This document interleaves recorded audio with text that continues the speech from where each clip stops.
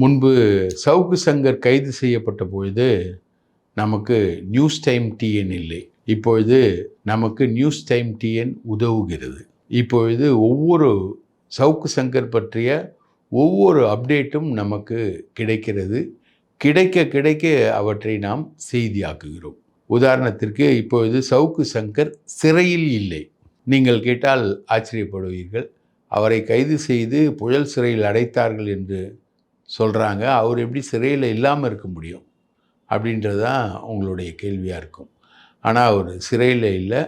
அவரை நந்தனம் பார் கேஸில் தான் கைது பண்ணுறாங்க.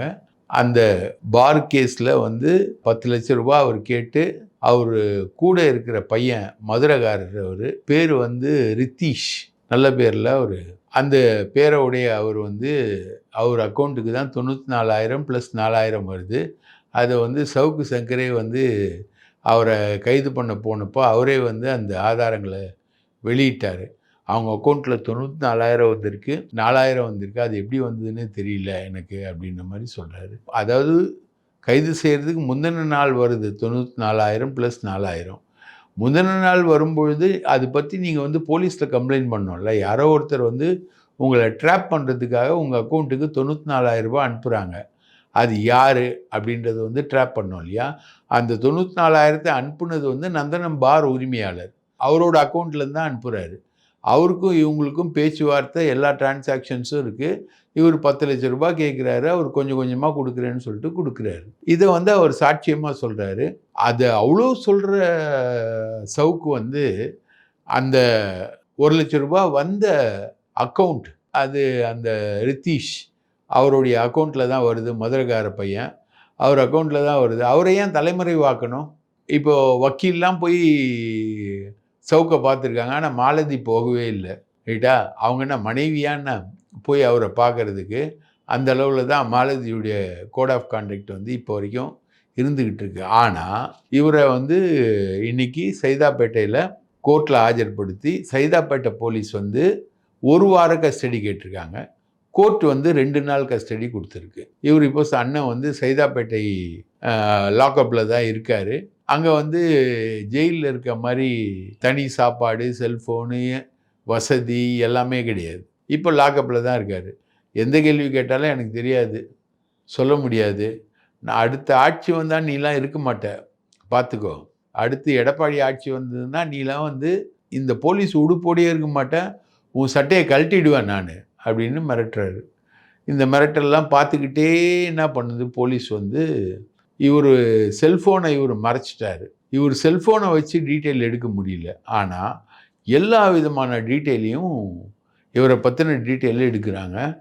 அந்த டீட்டெயில் ரொம்ப ஸ்ட்ராங்காக இருக்குது. இப்படி பார்த்தீங்கன்னா இவர் ஏடிஎம்கே ஆட்சி எண்டில் இவர் சுனிலோட சேர்றாரு, வியூக அமைப்பாளர். அவர் தான் உதயநிதிக்கும் வியூக அமைப்பாளர், எடப்பாடிக்கும் ஒரு காலத்தில் வியூக அமைப்பாளர் சுனிலோட இவர் சேர்றாரு. அந்த சுனிலோட சேர்ந்து இவர் எல்லா வேலையும் பார்க்குறாரு. அப்போது இவர் எடப்பாடி, வேலுமணி, தங்கமணி இந்த 3 பேரையும் மீட் பண்ணுறாரு. சவுக்கு மீட் பண்ணி ஏடிஎம்கேலேருந்து இவருக்கு 25 கோடி ரூபாய் டிரான்சாக்ட் ஆகிருக்கு. டிரான்சாக்ஷன் அந்த டைம்லேயே கொடுக்குறாங்க. ரைட்டுங்களா? ஏடிஎம்கே ஆட்சியுடைய எண்டில், திமுக ஆட்சி வர்றதுக்கு முன்னாடி 25 கோடி ரூபாய் கொடுக்குறாங்க. அந்த டிரான்சாக்ஷனை ஃபாரினில் பண்ணுறாங்க. அந்தளவுக்கு டீட்டெயில் எடுத்திருக்காங்க போலீஸ். அந்த டிரான்சாக்ஷனை ஃபாரினில் பண்ணுறாங்க. யார் பேரில் பண்ணுறாங்கன்னா காமில் அப்படின்ற ஒரு பேரில் பண்ணி இவருக்கு வருது காசு. இந்த காமிலோட ரியல் நேம் முகம்மத். இவர் மேலே ஒரு இடி கேஸே இருக்குது. இப்போது இவர் என்ன வேலை பண்ணுறாருன்னா, இந்த முகம்மதோட சேர்ந்து எடப்பாடியுடைய மகன் மிதுனை மிரட்டி அவர் மேலே ஒரு ஐடி கேஸு, ஒரு அமலாக்கத்துறை கேஸை இவர் ரெடி பண்ணுறாரு. யார்? சவுக்கு சங்கர் இந்த காமிலோட சேர்ந்து ரெடி பண்ணுறாரு. இந்த மாதிரி எல்லா விஷயத்தையும் இவர் மறைமுக கூட்டணியாக இருக்கும்போது தான் எடப்பாடி இவரை துரத்தி விட்டுறாரு, நீ வானவே வானா அப்படின்னு. ஆனால் அதுக்கு முன்னாடி இவருக்கு 100 crores கொடுக்குறாங்க, ஏடிஎம்கேலேருந்து கொடுக்குறாங்க. ராஜ் சத்தியன்லாம் அதை எதிர்க்கிறாரு. அந்த இவனுக்கு 100 crores கொடுத்து இவனை பெரிய அளவுக்கு பண்ணுறதுக்கு வந்து ராஜ் சத்தியன் எதிர்க்கிறாரு. ஆனால் 100 crores வந்து டிரான்சாக்ட் ஆகிருக்கு. இன்னைக்கு இவருடைய அக்கௌண்ட்டில் ஐசிஐசிஐ பேங்க்கில் மட்டும் 1 கோடி ரூபா வச்சுருக்காரு. மாலதி அக்கௌண்ட்டில் 3 அக்கௌண்ட் வச்சுக்குது மாலதி. அதையும் எடுத்துட்டாங்க போலீஸ். அதே மாதிரி மாலதியுடைய அம்மாவுக்கும் அக்கௌண்ட் இருக்குது. அதுலேயும் இவர் வந்து பணம் போட்டிருக்கார். ஐசிஐசிஐயில் 1 crore, ப்ளூ ஃபினான்ஸ் அப்படின்ற ஃபினான்ஸில் வந்து 13 lakhs வச்சுருக்காரு. ஸ்டாக் மார்க்கெட்டில் வந்து அண்ணன் 48 லட்ச ரூபா முதலீடு பண்ணியிருக்கார் அண்ணன். அது இல்லாமல் ஓஸ்வால் ஃபைனான்ஸ் அப்படின்னு ஒரு ஃபைனான்ஸ், அதில் வந்து 5 லட்ச ரூபா வச்சுருக்காரு. இதெல்லாம் இவங்க எடுத்துகிட்ருக்காங்க. மாலதி அக்கௌண்ட்டு, மாலதியோட சிஸ்டர் அக்கௌண்ட்டு, இவனோட சிஸ்டர் அக்கௌண்ட்டு, இது எல்லாத்தையுமே எடுக்கிறாங்க. இவங்க ஒன்று ஒன்றா எடுத்துக்கிட்டு இருக்காங்க. இதில் பேத்தட்டிக் ஃபேக்ட் என்னென்னா, இங்கே ஏடிஎம்கேல ஒரு 100 crore டிரான்சாக்ஷன் வெளியில் வருது. அது இல்லாமல் இவர் வந்து ஒரு 25 crore வந்து இவருடைய டிரான்சாக்ஷன் வந்து இப்போது கண்டுபிடிச்சிருக்காங்க. அது வந்து ஃபாரினில் நடக்குது. காமில்ன்ற பேரில், அவனுடைய ரியல் நேம் முகம்மது. இந்த முகம்மதுவும் சவுக்கு சங்கரும் சேர்ந்து எடப்பாடியோட மகனுக்கு எதிராகவே சதி பண்ணியிருக்காங்க. அவருக்கு எதிராகவே, மிதுனுக்கு எதிராகவே இவங்க வந்து இடி கேஸும் ஐடி கேஸும் மெயில் மூலமாக இவங்க வந்து தயாரித்து அனுப்பி இடிக்கும் ஐடிக்கும் அனுப்பி மிதுன் மேலே கேஸ் போட வைக்கிறாங்க. இதுதான் வந்து எடப்பாடிக்கு இவங்க மேலே கடுமையான கோபம் வர்றதுக்கான காரணம். ஆனால் இன்னும் வேலுமணியும் அவங்க தம்பி, அவங்க சகோதரர் அன்பரசனும் இவருக்கு ஆதரவாக தான் இருக்காங்க.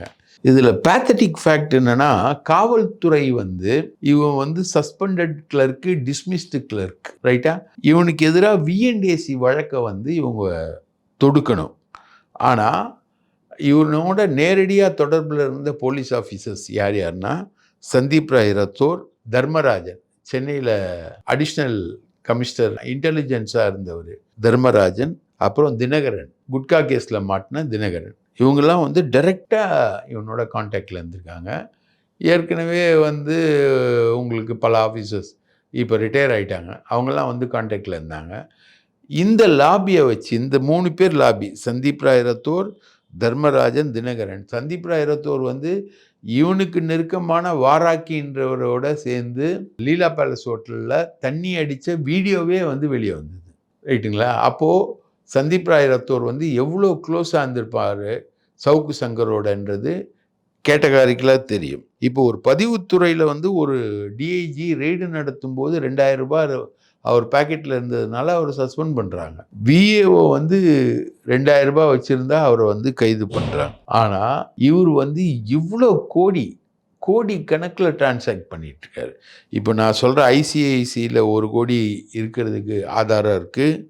ப்ளூ ஃபினான்ஸில் 13 லட்ச ரூபா வச்சுருக்கிறதுக்கு ஆதாரம் இருக்குது. ஸ்டாக் மார்க்கெட் வந்து 48 லட்ச ரூபா இவர் வச்சுருக்கிறதுக்கு ஆதாரம் இருக்குது. அதே மாதிரி ஓஷல் ஃபினான்ஸில் வந்து 5 லட்சம் வச்சுருக்கிறதுக்கு ஆதாரம் இருக்குது. இப்போ ஒவ்வொன்றா கலெக்ட் பண்ணிகிட்ருக்காங்க. இவரோட செல்ஃபோன் கிடைக்கலையே தவிர இவரை பற்றின டீட்டெயில்ஸ் வந்து எல்லாத்தையும் வந்து கலெக்ட் பண்ணுறாங்க. அதுக்காக இவருடைய ஆஃபீஸ்க்கு போயிருக்காங்க. அங்கே ஆஃபீஸை வந்து சைபர் லாக் பண்ணி வச்சுருக்காரு இவர். ரைட்டா? கேபி கந்தனுக்கு நெருக்கமான அதிமுகவை சேர்ந்த ஒருத்தர் தான் அவருக்கு ஆஃபீஸ் கொடுத்துருக்காரு. அவர் வீட்டில் தான் ஆஃபீஸு, ரைட்டுங்களா? ஆலந்தூர் பக்கத்தில் அவர் வீட்டில் தான் ஆஃபீஸு. அந்த ஆஃபீஸில் வந்து சைபர் லாக் பண்ணியிருக்காங்க. அதனால் இப்போது போலீஸ் வந்து சீல் வச்சுட்டு வந்துட்டாங்க, ரைட்டுங்களா? இப்போ இவரை, இந்த டைரக்டரை அடித்ததாக சொல்லப்படுற இன்சிடெண்ட்டில் இருந்த லியோன்னு ஒருத்தர் இவர் கூட இருந்தவர், அவர் இப்போ இவரை விட்டு விலகி போயிட்டு ஃபெலிக்ஸ் ஜெரால்டோட இருக்கார். அந்த லியோவையும் தேடுறாங்க. இவர் கூட இருக்க ரித்தீஷையும் தேடுறாங்க. மாலதியை வந்து ஃப்ரீயாக விட்டுருக்காங்க. ஸோ இது எல்லாமே வந்து இவர் கோடிக்கணக்கில் இவர் வந்து டீல் பண்ணுறாரு. ஆனால் இவர் ஒரு சாதாரண கிளர்க். இவரோட ட்ரிப்ஸ் எல்லாமே எடுத்திருக்காங்க போலீஸ். 2023 வந்து கொடைக்கானலில் போயிட்டு அந்த போதை மஷ்ரூமை பார்த்து சாப்பிட்டுட்டு அதை வீடியோ பண்ணியிருக்காங்க இவங்க. அந்த வீடியோ காட்சிகள்லாம் எடுத்திருக்காங்க. மூணாரில் போயிட்டு நிறைய வேலை பார்த்துருக்காங்க. அதே மாதிரி நடிகை சோனா அப்படின்ற ஒரு நகைச்சுவை நடிகை, அந்த நடிகையை வச்சு அவங்கள வந்து பல்வேறு காரியங்களுக்கு யூஸ் பண்ணியிருக்காங்க. இவங்களோட முக்கியமான வேலை என்ன? இந்த பொம்பளைங்க விஷயந்தான். அந்த மாதிரி பல்வேறு காரியங்களுக்கு சோனாவை யூஸ் பண்ணியிருக்காங்க. சோனாவோட இவர் நெருக்கமாக இருக்கக்கூடிய பதிவுகள் எல்லாத்தையுமே போலீஸ் வந்து இப்போ கைது பண்ணியிருக்காங்க. இப்போ 2 கேரக்டர் வருது. அன்பழகன் வீரப்பன் அப்படின்னு ஒரு கேரக்டர். இவர் வந்து கிரிப்டோ கரன்சியில் வந்து பயங்கரமான ஆள். இவர் வந்து இந்த அன்பழகன் வீரப்பனும் ஸ்டாண்ட் வித் சவுக்கு அப்படின்னு ஒரு கேரக்டர். இந்த 2 கேரக்டர்ஸும் வந்து ரொம்ப சவுக்கு சங்கருக்கு சப்போர்ட்டாக இருந்திருக்காங்க. இந்த அன்பழகன் வீரப்பன் தான் வந்து சவுக்கு சங்கரை வந்து டாக்டர் ராமதாஸ்க்கு அறிமுகப்படுத்தி அவரை வந்து இன்டர்வியூ பண்ண வச்சதுலாம் அன்பழகன் வீரப்பன். செத்துப்போன அன்பழகன் ஒருத்தர் இருக்கார் இல்லையா, நக்கீரனில் முன்னாடி இருந்தவர். அவர் தான் ப்ரெஸ் கிளப்புக்கு தேர்தல் நடத்தாமல் இருந்தார். அந்த அன்பழகனுக்கு ரைட் அண்ட் லெஃப்டாக இருந்தவர் தான் இந்த அன்பழகன் வீரப்பன், ரைட்டுங்களா? வன்னியர் சமுதாயத்தை சேர்ந்த இவர் வந்து இவருடைய ஃபாரின் கரன்சி எல்லாத்துக்குமே இவர் தான் இன்சார்ஜு. இவர் வந்து போலீஸ் வந்து நக்குது அப்படின்ற மாதிரி ஒரு வீடியோ போட்டார். வீடியோ போட்டவுடனே இவருக்கு வந்து சம்மன் அனுப்புகிறாங்க சென்னை நகர போலீஸ். உடனே மன்னிப்பு கேட்டு ஒரு வீடியோ போட்டு அவர் வந்து அதில் வந்து கிளியராகி வர்றாரு, ரைட்டுங்களா? இந்த மாதிரி இந்த 2 நாள் கஸ்டடியில் இவர் என்ன தான் நக்கலா நையாண்டியாக பேசி பண்ணாலும் போலீஸ் வந்து தன்னோட இன்வெஸ்டிகேட்டிவ் வலையை வந்து பெரிய அளவுக்கு இருக்கு. அதில் இவர் 100 கோடி ரூபாய் சுனிலோடு சேர்ந்து வாங்கினது. அது இல்லாமல் ஃபாரினில் வந்து ஏடிஎம்கே வந்து காமில் அப்படின்ற பேரில் 25 கோடி ரூபாய் இவருக்கு டிரான்சாக்ட் பண்ணுது. இவர் வந்து எடப்பாடி மகனுக்கு எதிராக இவங்க பண்ண ஒர்க்கு, இது எல்லாத்தையுமே போலீஸ் வந்து எடுத்திருக்கு. இது எல்லாத்தையுமே எடுத்து வச்சுருக்கு. எடப்பாடி மகனை இவங்களால் ஒன்றும் பண்ண முடியாது. அவர் பெரிய சேஃப் ஜோனில் தான் அவர் இருக்கார். இருந்தாலும் கூட சேர்ந்த துணைக்காக இவரோட கேரக்டர் என்னென்னா, நீங்கள் யாராக இருந்தாலும் சரி உங்களோட பழகுனா உங்களை பற்றி வீடியோ எடுத்து வச்சுருப்பாப்புல, ரைட்டா? நீங்கள் யார் டாக்குமெண்ட் இவருக்கு கிடைச்சாலும் இவர் அதை வச்சு அவங்கள மிரட்டுவார். இப்போது எடப்பாடி மகனையே மிரட்டினா எடப்பாடி பணிவார்ல, அதுதான் இவருடைய டார்கெட்டு. வேலுமணிக்கு வந்து கொடநாடு மேட்ரு வேலுமணிக்கு. அது இல்லாமல் வந்து இவருக்கு வந்து இந்த 25 கோடி 100 கோடி இதெல்லாம் கொடுக்கறது வந்து இந்த டீம் எல்லாமே தங்கமணி, வேலுமணி, எடப்பாடி, இந்த டீம் எல்லாமே சேர்ந்து சுனிலோடு சேர்ந்து பண்ணுறாங்க. இதை தான் ராஜ்சத்தியன் எதிர்க்கிறார். அதனால் ராஜ்சத்தியனை காலி பண்ணுறாங்க. நான் ராஜ்சத்தியனுக்கு நிறைய ரகசியங்கள் தெரியும். அவர்லாம் வெளியில் வந்து சொன்னாருன்னா சவுக்குன்ற ஒரு சாப்டரே இருக்காது. அந்தளவுக்கு ரகசியங்கள் வந்து ராஜ்சத்தியன் தெரியும். அந்த ரகசியங்கள் என்ன அவங்களுக்கு தெரியும். அங்கே நடந்த டிரான்சாக்ஷன் என்ன அப்படின்றதெல்லாம் இப்போ ஒன்றா வெளியில் வந்துக்கிட்டு இருக்கு. இந்த முகம்மதும் இவரும் சேர்ந்து எடப்பாடியுடைய மகனுக்கு எதிராக வேலை செஞ்ச டீட்டெயில்ஸும் இப்போ வந்திருக்கு. இவங்க வந்து மொத்தம் ஒரு இதுவரைக்கும் கணக்கு வந்ததில் ஒரு 125 கோடி ஏடிஎம்கேலேருந்து வாங்கியிருக்காங்க. அதுவும் இன்டர்நேஷ்னல் டிரான்சாக்ஷன். இவங்க அமலாக்கத்துறையை வச்சு லோக்கலில் நடந்த டிரான்சாக்ஷன், அந்த டிரான்சாக்ஷன், இந்த டிரான்சாக்ஷன்லாம் பிடிக்கிறாங்க. இப்போது ஒரு டைரக்டர் வீட்டில் இவங்க பண்ண கூத்துக்கு அமலாக்கத்துறை துணை இயக்குனரே வந்து கோர்ட்டில் வந்து கண்டெம்ப்ட் ஆஃப் த கோர்ட்டில் மன்னிப்பு கேட்டிருக்காரு. அதெல்லாம் பிடிக்கிறாங்க, போகிறாங்க, வராங்க. இந்த டிரான்சாக்ஷன்லாம் இவங்களுக்கு தெரியாதா? இதை பற்றிலாம் யாரும் பேச மாட்டாங்களா? இதெல்லாம் தெரியாதா? ஊருக்கெல்லாம் திமுக வந்து அமலாக்கத்துறையில் திமுக ஊழல் பண்ணிடுச்சு, அமலாக்கத்துறையில் வந்து மோசடி பண்ணாங்க அப்படின்ற மாதிரிலாம் சொல்கிற இவர் என்ன பண்ணார்? உதாரணத்துக்கு ஒரு சம்பவம் சொல்கிறாங்க. அந்த சாத்தாங்குளம் சம்பவம், லாக்அப் டெத்து. இவருக்கு வந்து ஒரு பெரிய அளவுக்கு அமௌண்ட் கொடுக்குறாங்க ஏடிஎம்கே. அதாவது அந்த லாக்அப் டெத்தை பற்றி இவர் பேசாமல் இருந்தால் வந்து ஊரில் யாரும் பேச மாட்டாங்க, இவர் தான் வந்து ஸ்ட்ராங்காக பேசக்கூடிய ஆள் அப்படின்னு அப்போவுமே சாத்தாங்குளம் பீரியட்லேயே இவருக்கு காசு கொடுக்குறாங்க ஏடிஎம்கே. அதான் ஃபஸ்ட்டு டிரான்சாக்ஷன் சொல்கிறாங்க. அந்த ஏற்கனவே கோடநாடு பற்றி டிரான்சாக்ஷன் இருக்குது. கோடநாட்டில் காசு வாங்குறாரு இவர். அதுக்கப்புறம் சாத்தாங்குளத்துலேயும் காசு வாங்குறாரு. இவருக்கு காசு கொடுத்தா எல்லாரும் வாய மூடிடுவாங்க அப்படின்னு எதிர்பார்த்த ஏடிஎம்கேவுடைய எதிர்பார்ப்பை மீறி நக்கீரன் மற்றும் பலர் வந்து அந்த சாத்தாங்குளம் சம்பவத்தை வந்து ரொம்ப வேகமாக எக்ஸ்போஸ் பண்ணதில் சவுக்கு சங்கர் காணாமல் போயிட்டார். இதுக்காடா இவனுக்கு இவ்வளோ காசு கொடுத்தோம் அப்படின்னு சொல்லி ஏடிஎம்கே தலையில் அடிச்சுக்கிட்டாங்க. இதுதான் வந்து இவரோட ரியல் இது. ஆனால் இவருக்கு வந்து அந்த ஃபாரின் இன்வெஸ்ட்மெண்ட்டு, அந்த இன்வெஸ்ட்மெண்ட்டு, அந்த அந்த டீட்டெயிலு, இந்த டீட்டெயிலெலாம் தெரியுன்றதுனால இவருக்கு காசு கொடுக்குறாங்க. ரைட்டுங்களா? ஒரு இடத்துல இவர் போனார்னா, எடப்பாடியோ, வேலுமணியோ, தங்கமணியோ யார்கிட்ட இவர் போனாலும், அந்த இடத்துல இருக்கக்கூடிய எல்லா டீட்டெயிலையும் எடுத்து கையில் வச்சுக்கிட்டு, அதை அவங்களுக்கு எதிராக பிரயோகப்படுத்துறது தான் சவுக்கு சங்கருக்கு வேலை. சவுக்கு சங்கர் வந்து அதிமுக ஆதரவாளர் இல்லை. அவர் அதிமுகவையே அழிக்க பார்த்தவர். புரியுதுங்களா? காசை வாங்கிட்டு அழிக்க பார்த்தவர். அதுதான் இப்போ போலீஸ் இன்வெஸ்டிகேஷனில் இப்போ புலப்படக்கூடிய டீட்டெயில்ஸ். இன்னும் பல டீட்டெயில்ஸ் வந்து எடுத்துக்கிட்டு இருக்காங்க. நம்ம டெய்லி இவருடைய முகம் என்ன அப்படின்றதும், இவரோட விவரம் என்னன்றதையும் சொல்ல போகிறோம். இவர் வந்து போலீஸ் ஸ்டேஷனில் ஒன்றும் பண்ண முடியாது, எடப்பாடி ஆட்சி வந்தால் நாங்கள் பார்த்துப்போம் அப்படின்னு இவர் சொல்லலாம். எடப்பாடி ஆட்சி வந்தாலும் சரி, இவருக்கு எதிராக இருக்கக்கூடிய ஆதாரங்களை வந்து நம்ம புட்டு வைக்கும்போது எடப்பாடியே வந்து இன்னைக்கு அவரை சேர்க்காம தான் இருக்கார். தொடர்ந்து அவரை சேர்க்காம இருப்பதற்கான ஆதாரங்கள் வந்து நமக்கு கிடைச்சிக்கிட்டே இருக்குது. இவர் அதிமுகவுக்கு எதிரானவர், அதிமுகவுக்கு ஆதரவானவரே கிடையாது. இவருக்கு இவ்வளோ பணம் சேர்ந்த பிறகும் இவர் மீது நடவடிக்கை எடுக்காத விஜிலன்ஸ் துறை, பிஎன்டிஎஸ்சி, லஞ்ச ஒழிப்புத்துறை, ஏன்னா அவர் அங்கே வேலை பார்த்தவர். அதனால் அவருக்கு எல்லாரையுமே தெரியும். நம்மளை எங்கே தெருவில் கூப்பிட்டு வந்து நிற்க வச்சுருவாருன்னு பயந்த லஞ்ச ஒழிப்புத்துறை அதிகாரிகள் வந்து இவர் மேலே பாயவே இல்லை.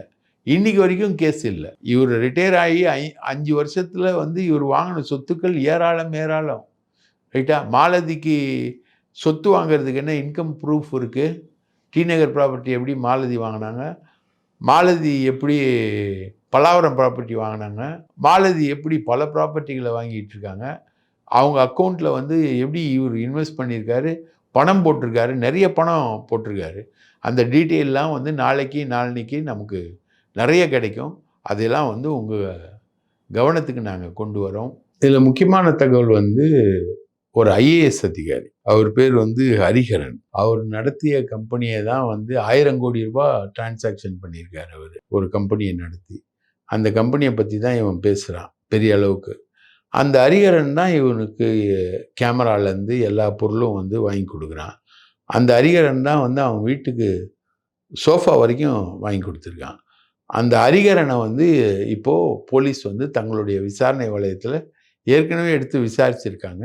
மறுபடியும் அவரை வந்து தொடர்ந்து அவர் இந்த வேலைகளை செஞ்சுக்கிட்டு இருக்கனால விசாரிக்கிறாங்க. அதாவது சவுக்குக்கு சுற்றி யாரெல்லாம் இருக்காங்க, ரைட்டுங்களா, அவங்கள எல்லாரையும் வந்து காவல்துறை வந்து தன்னுடைய விசாரணைக்குள்ளே கொண்டு வருது. இவர் பெயிலுக்கு மூவ் பண்ணுவார், இவர் உச்சநீதிமன்றம் வரைக்கும் போவார். அதெல்லாமே இவர் போட்டோம். தொடர்ச்சியாக வழக்குகள் வந்து இவர் மேலே பாய இருக்குது. அந்த வழக்குகளை இவர் ஃபேஸ் பண்ணி தான் தீரணும். இந்த முறை வந்து போன முறை எடுத்த மாதிரி லூப் ஹோல்ஸ் வந்து எடுக்கிறதுக்கு காவல்துறை விடாது அப்படின்றது இப்போ அவரை கஸ்டடியில் எடுத்து விசாரிக்கிற வழக்கு மூலமாகவே நமக்கு தெளிவாக தெரியுது. வாய்ப்பளித்ததற்கு மிக்க நன்றி. வணக்கம்.